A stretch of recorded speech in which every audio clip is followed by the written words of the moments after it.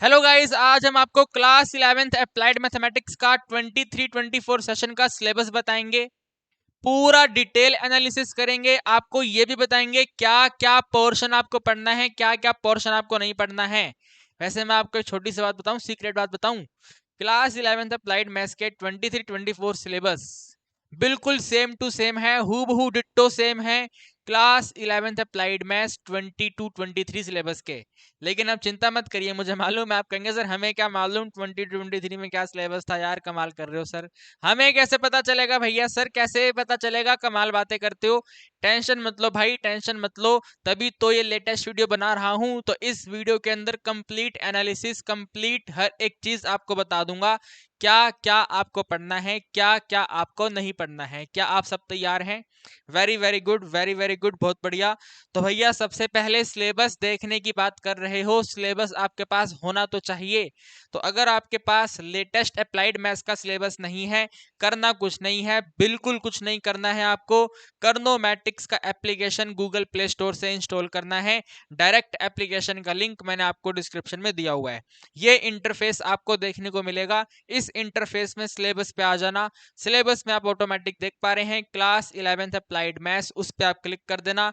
ये आपका सिलेबस है, ठीक है। This is the complete syllabus of class 11th applied maths. ये सिलेबस आपके फोन में सेव भी हो जाएगा, टेंशन मत लेना। सेव करने के लिए जो नीला बटन है इस पे क्लिक करना, ठीक है। डाउनलोड बटन है, डाउनलोड पे क्लिक कर देना, आपके फोन में सिलेबस डाउनलोड हो जाएगा। ऑलवेज ऑलवेज ऑलवेज के लिए आपके फोन में सेव हो जाएगा, कोई टेंशन वाली बात नहीं है, ठीक है। अब अगर हम इसी पीडीएफ में देखें तो आप यहाँ पे देखिए, सीबीएसई का कहना है क्लास 11th अप्लाइड मैथ्स लिए हो तो क्लास 11th अप्लाइड मैथ्स में सीबीएसई ने पूरा टोटल सिलेबस यूनिट 8 में डिवाइड कर दिया।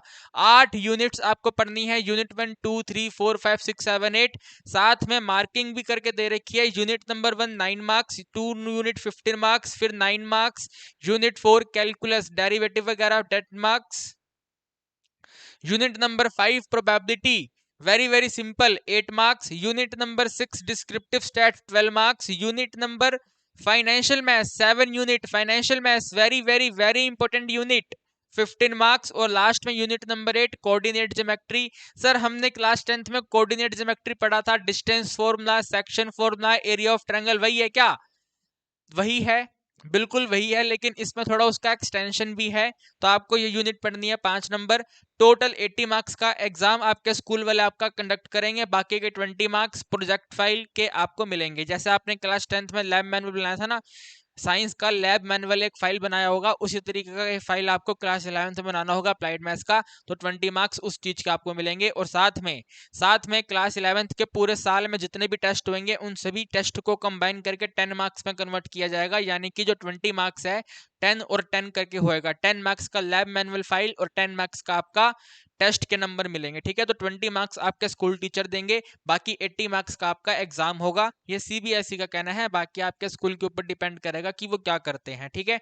अब इसके बाद में आगे बढ़े तो आप ये देखिए, यूनिट नंबर 1 देखिए। यूनिट नंबर 1 जो है, यूनिट नंबर 1 में आप देख रहे हैं इसकी स्टार्टिंग हो रही है 1.2 से, है ना। यूनिट नंबर 1 में सेक्शन है 1.2 section, 1.3 section, 1.4 section, 1.2 section binary number है, 1.4 सेक्शन लोगैरिथम है, 1.5 सेक्शन लो है, मतलब लो ऑफ लोगैरिथम है, 1.6 सेक्शन लोगैरिथम का एप्लीकेशन है, 1.7 एवरेजेस है, ऐसे करके सेक्शन है।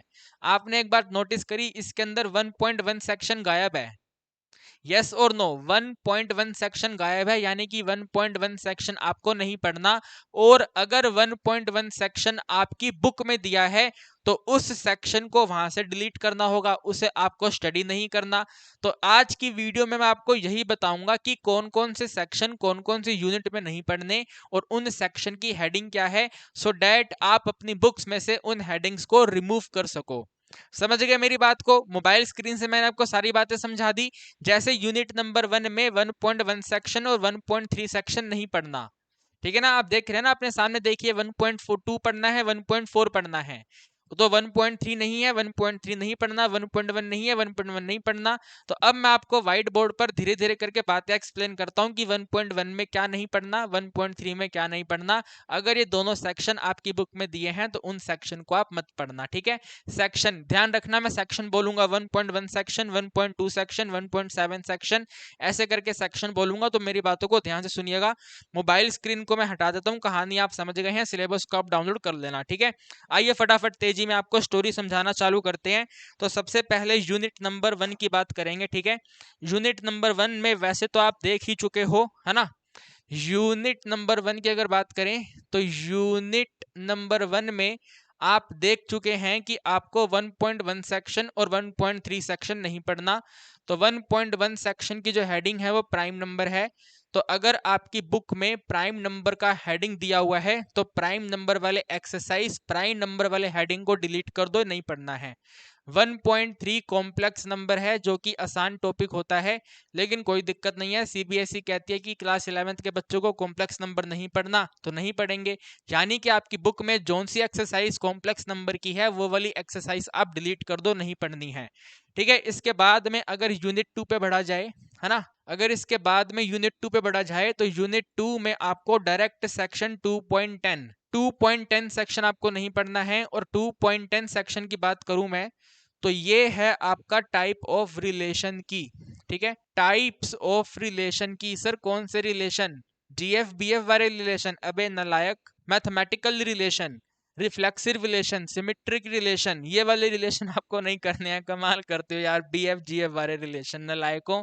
Type of relation, mathematical relation आपको नहीं पढ़ने हैं, ठीक है। Reflexive relation, symmetric relation, transitive relation ये नहीं करना है। तो आपकी बुक में जहां पर आपको टाइप्स ऑफ रिलेशन देखने को मिलेगा उस पे जाके काटा मार दो, वो आपको नहीं करना है, ठीक है। इसके बाद में 2.18 की सेक्शन की बात करें तो भैया इसकी हेडिंग है सर्कुलर परमुटेशन, ठीक है। क्या हेडिंग है, सर्कुलर परमुटेशन। तो सर्कुलर परमुटेशन आपको नहीं करना है। सर क्या लिख दिया यार, हमें तो समझ नहीं आ रही। टेंशन मत लो यार, आपको सिर्फ अपनी बुक ओपन करनी है, उस बुक में ये वाला हेडिंग मैच करना है और इस वाले हेडिंग को वहां से डिलीट करना है, ठीक है। हेडिंग में जाकर के, मतलब बुक में जाकर के उस हेडिंग को डिलीट कर दो, वो आपको नहीं पढ़ना। सर्कुलर परमुटेशन 2.18 सेक्शन नहीं करना है। इसके बाद में 2.19 सेक्शन, 2.19 सेक्शन है रिस्ट्रिक्शन परमुटेशन, ठीक है। रिस्ट्रिक्शन परमुटेशन, RESTR, ठीक है। रिस्ट्रिक्शन परमुटेशन ये आपको नहीं पढ़ना है। अगेन मैं बोलूंगा, अपनी बुक में जाइए, अपनी बुक में जाइए मेरे दोस्तों, बुक में जाकर के जहां पर रिस्ट्रिक्शन परमुटेशन की हेडिंग है उस रिस्ट्रिक्शन परमुटेशन को जाकर के डिलीट कर दो, या आपको नहीं पढ़ना है। इसके बाद में आ जाइए 2.21 सेक्शन पे, ये है आपका रिस्ट्रिक्शन कॉम्बिनेशन, ठीक है। रिस्ट्रिक्शन कॉम्बिनेशन, तो रिस्ट्रिक्शन कॉम्बिनेशन 2.21 सेक्शन आपको नहीं पढ़ना है, ठीक है। टेंशन नहीं लेनी है, मैं बार बार बोल रहा हूं, टेंशन नहीं लेनी है, नहीं लेनी है, नहीं लेनी है, नहीं लेनी है। अपनी बुक ओपन करनी है, जो भी बुक आप फॉलो कर रहे हैं उस बुक को ओपन करिए, उस बुक में जाकर के ये पर्टिकुलर सेक्शन डिलीट कर दीजिए, छोटा सा काम आपको करना है, ठीक है। इसके बाद में यूनिट नंबर 3 पे बढ़िए, इसके बाद में यूनिट नंबर 3 पे आइए। तो यूनिट नंबर 3 के अंदर आपको, ठीक है, यूनिट नंबर 3 के अंदर आपको बेसिकली सबसे पहले तो स्टेटमेंट टॉपिक नहीं पढ़ना, ठीक है। स्टेटमेंट यानी कि मैथमेटिक भाषा में स्टेटमेंट क्या होती है, माय नेम इज करण, तो क्या ये स्टेटमेंट वैलिड स्टेटमेंट है, यह आपको बताना होता है, तो वो स्टेटमेंट आपको नहीं पढ़ना है, ठीक है। इसके बाद में स्टेटमेंट के टाइप, यानी कि कॉन्ट्रा पॉजिटिव स्टेटमेंट, ठीक है। कॉन्ट्रा पॉजिटिव स्टेटमेंट ये अगर आपको आपकी बुक में देखने को मिलता है ना तो आप इसको जाकर के डिलीट कर दो। इसके बाद में कन्वर्स स्टेटमेंट, ठीक है, यानी कि स्टेटमेंट से रिलेटेड जो भी थ्योरी पोर्शन आपको नजर आएगा ना तो वो वाला पोर्शन जाकर के आप डिलीट कर दो। बेसिकली पहली एक्सरसाइज में होना चाहिए, ठीक है, जहां पर भी स्टेटमेंट वाला चैप्टर होगा तो पहली एक्सरसाइज होनी चाहिए, वो वाली एक्सरसाइज आप डिलीट कर दो।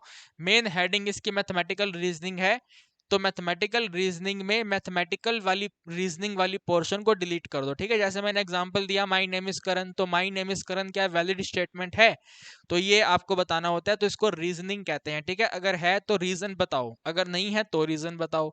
तो ये वाला पोर्शन आपको नहीं करना है, आप इन पोर्शन को जाके डिलीट कर दो, ठीक है। इसके बाद में यूनिट नंबर 4 पे आ जाओ। Unit number 4 very very very important है, ध्यान से पढ़ना।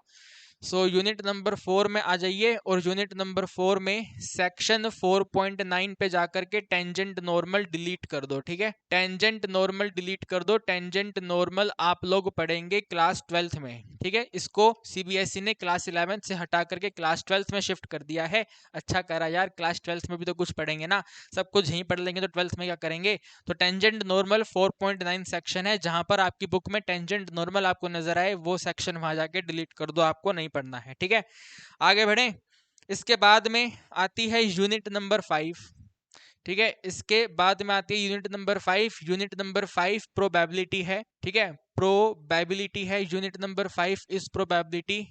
तो प्रोबेबिलिटी में आपको सब कुछ पढ़ना है। प्रोबेबिलिटी में नो डिलीशन, ठीक है। आपकी बुक में जो कुछ भी प्रोबेबिलिटी में मेंशन है वो हर एक चीज आपको पढ़नी है, कुछ भी डिलीट आपको नहीं करना है। क्या ये बात आप याद रखेंगे? देखो मैं बारी बारी नोट करता जा रहा हूँ, ठीक है। इनमें ये डिलीट है, इसमें ये डिलीट है, इसमें ये डिलीट है, इसमें ये डिलीट है। यूनिट नंबर 5 में कुछ भी डिलीट नहीं है। ओके, आगे बढ़ जाएं। Unit number 6। Unit number 6 again very very very important unit, जो कि है डिस्क्रिप्टिव स्टैट, ठीक है। जो कि क्या है, डिस्क्रिप्टिव स्टैट है। तो सीबीएसई ने डिस्क्रिप्टिव स्टैट में क्या करा, सेक्शन 6.1, सेक्शन 6.2, सेक्शन 6.3 डिलीट कर दिया, ठीक है। क्यों डिलीट कर दिया? क्योंकि सीबीएसई ने कहा यार क्लास 11th में बच्चे इकोनॉमिक्स पढ़ते हैं, तो क्लास 11th के बच्चे इकोनॉमिक्स में डिस्क्रिप्टिव स्टैट्स पढ़ते हैं, हिस्टोग्राम बनाना, पाई चार्ट बनाना, बार डायग्राम बनाना, इनका थ्योरी पढ़ना, है ना, मीन पढ़ना, मोड पढ़ना, मीडियन पढ़ना, कंबाइंड मीन पढ़ना। तो वो सब चीजें सीबीएसई ने यहाँ से हटाकर आपके क्लास 11th के इकोनॉमिक्स में डाल दिया, ठीक है। हालांकि मैं यहाँ पे नोट कर देता हूँ 6.1 थ्योरी ऑफ स्टैट है, ठीक है। 6.1 थ्योरी ऑफ स्टैट्स है। सर कौन सी स्टैट्स? अरे आपने इकोनॉमिक्स का पहला चैप्टर पढ़ा है, primary data, secondary data, type of data, है ना, वो सब थ्योरी वाली पोर्शन इकोनॉमिक्स में कर दिया, यहाँ पे नहीं करना आपको, ठीक है। 6.2 मैंने आपको कहा ना, पाई चार्ट वगैरह, ठीक है। पाई चार्ट भी आप इकोनॉमिक्स में पढ़ते हैं, हिस्टोग्राम भी इकोनॉमिक्स में पढ़ेंगे, है ना। अगर नहीं पढ़ा तो पढ़ेंगे, वरना पढ़ लिया होगा। और साथ में एक और है बार चार्ट जो होता है, ठीक है, बार ग्राफ कहते हैं ना इसको, बार ग्राफ, ये वाला पोर्शन जो है, ठीक है। ये तीनों की तीनों पोर्शन आपके इकोनॉमिक्स में डाल दिए, मैथ्स में नहीं पढ़ेंगे, इकोनॉमिक्स में पढ़ेंगे, सिंपल सी बात है। 6.3 आपकी मीन मीडियन मोड वाली है, ठीक है। मीन मीडियन और मोड ये वाली एक्सरसाइज आपको नहीं पढ़नी है, ठीक है। तो अगर आपकी बुक में, जो बुक आप फॉलो कर रहे हैं क्लास 11th के लिए, वहां पे अगर आपको ये वाले पोर्शन नजर आते हैं तो इनको जाके डिलीट कर दो, आपको नहीं पढ़ने हैं। इसके बाद में यूनिट नंबर 7, ठीक है। यूनिट नंबर 7 है financial maths. Unit number 7 financial maths is very very very important. Financial maths आपको फाइनेंस का नॉलेज दे देगी मेरे दोस्तों, आपको इतना कैपेबल बना देगी। अगर आपके फादर साहब इनकम टैक्स पे करते हैं तो वो इनकम टैक्स आप खुद कैलकुलेट कर लोगे। अगर आपकी मम्मी बैंक में जाकर के पैसा डिपॉजिट करती हैं, सेविंग करती हैं, तो वो सेविंग आज के टाइम के हिसाब से करेक्ट सेविंग है या नहीं, ये आप अपनी मम्मी को बता दो कि मम्मी अरे क्यों दे रहे हो यार, बैंक में 4% पैसा मिल रहा है, 4% आज की डेट में कुछ नहीं होता, बिल्कुल जीरो के बराबर माना जाता है वो। तो ये आपको सिखा देगा, ये फाइनेंशियल मैथ्स आपको सिखा देगा। अगर आपका टेलीफोन बिल आता है, ठीक है ना, पोस्ट पेड टेलीफोन बिल आता है, तो टेलीफोन बिल की कैलकुलेशन करना आपको सिखा देगा। आप कंपनी वालों को फोन करके लड़ सकते हो कि भैया तुम गलत बिल भेज रहे हो, हमें पागल बनाते हो क्या आप मेरे को। तो ये सब चीजें आपको फाइनेंशियल मैथ्स सिखा देगा। तो फाइनेंशियल मैथ्स में नो डिलीशन, सब कुछ इसके अंदर पढ़ना है आपको, ठीक है। नो डिलीशन, सब कुछ इसके अंदर पढ़ना है, शानदार तरीके से इसको पढ़िएगा। लास्ट में आती है यूनिट नंबर 8, जो हमने बोली थी कोऑर्डिनेट ज्योमेट्री। तो आपने मुझे एग्जाम्पल दिए थे ना सर, हमने क्लास 10th में टोटल मिला करके एरिया ऑफ ट्रायंगल पढ़ा, डिस्टेंस फॉर्मूला पढ़ा, सेक्शन फॉर्मूला पढ़ा, वही वाला चैप्टर है ये, ठीक है, वही वाला है। तो इसमें भी नो डिलीशन है, ये आपको सब कुछ पढ़ना है, ठीक है। इसमें कुछ भी डिलीशन नहीं है, आपकी बुक में जो भी आपको दे रखा है वो सब आपको पढ़ना है। तो मेरे दोस्तों ये था क्लास 11th अप्लाइड मैथ्स का सिलेबस। उम्मीद करता हूँ कि सारी कहानी आपको समझ आ गई है। अगर आपको कहीं कोई डाउट आया है तो मेरे दोस्तों कमेंट सेक्शन आपके लिए ओपन है, आप कमेंट करिए, आपका डाउट पूछिए, डेफिनेटली मैं आपका कमेंट का रिप्लाई करूंगा। मेरा नाम करण आर्य है और आप मेरे ऊपर भरोसा कर सकते हैं, क्योंकि आप अगर भरोसा करेंगे तो आपका शानदार जानदार रिजल्ट आएगा। जैसा कि आप अभी अपनी स्क्रीन पे देख पा रहे हैं, ये आपके सीनियर्स का रिजल्ट है और आपके सीनियर्स इस टाइम पर अभी कॉलेज में पढ़ रहे हैं। तो आप मेरे ऊपर भरोसा कर सकते हैं, कहीं कोई दिक्कत नहीं आएगी। शानदार पढ़ाऊंगा, जानदार पढ़ाऊंगा, जबरदस्त लेवल का रिजल्ट आपका लेकर आऊंगा। सिलेबस से रिलेटेड अगर कोई डाउट है तो आप डेफिनेटली कमेंट सेक्शन में कमेंट करके पूछ सकते हैं। आज की वीडियो में इतना ही। And very very very important ये है कि आप चैनल पर डेफिनेटली पहली बार आए होंगे तो चैनल को मेरे भाई सब्सक्राइब कर लो। अप्लाइड मैथ्स की कंप्लीट प्रिपरेशन हम आपको करवाएंगे, टेंशन लेने वाली बात नहीं है। फ्री यूट्यूब पे भी करवाएंगे और हमारे पेड बैचेस भी चल रहे हैं। तो आप अगर कैपेबल हैं तो पेड बैचेस में आ सकते हैं, अदरवाइज आप यूट्यूब पे पढ़ते रहिए, शानदार जानदार पढ़ाएंगे। रिजल्ट मैंने आपको दिखा दिया, दोबारा देख लीजिए। जानदार रिजल्ट कहते हैं इसको, एकदम मन खुश हो जाता है। इस लेवल का कंटेंट आपको प्रोवाइड करेंगे। तो आज की वीडियो में इतना ही।